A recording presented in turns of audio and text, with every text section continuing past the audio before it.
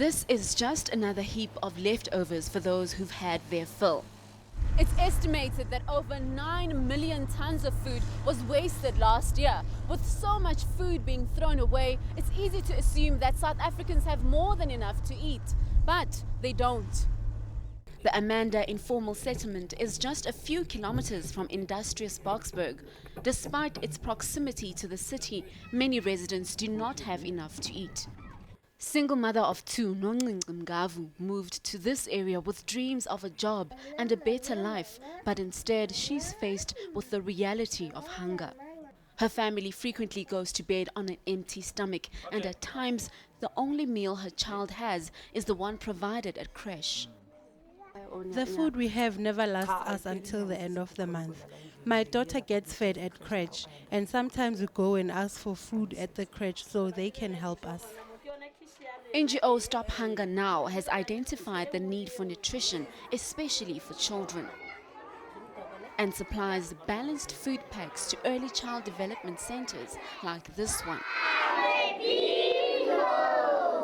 The organization feeds about 80,000 people a month and says hunger robs people of the right to a dignified life. In South Africa, according to the Children's Institute, we have more than 3 million children under the age of 17 that experience household hunger. And that really means they get 3 meals a week, where you and I would have 3 meals a day.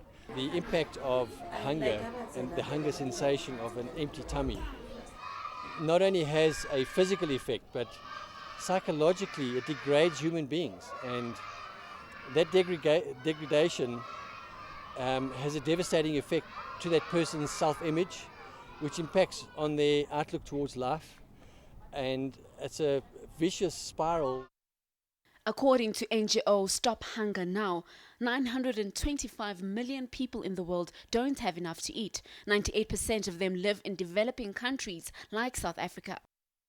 400 million children are starving worldwide, and 1 in 7 people in developing countries suffers from hunger. But it's not all bleak. Several South Africans are championing a bankable way to feed the hungry.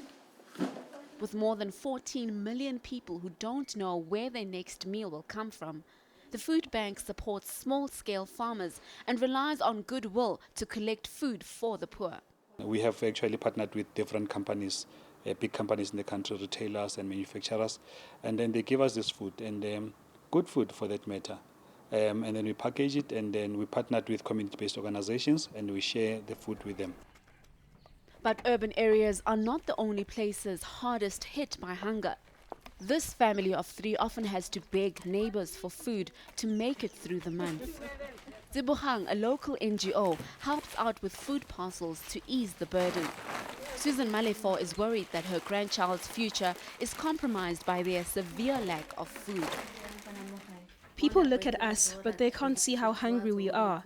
Sometimes we have just 1 meal a day. It's painful now because this 13-year-old has to go work at a farm part-time so we can make it through the month. What kind of future is that?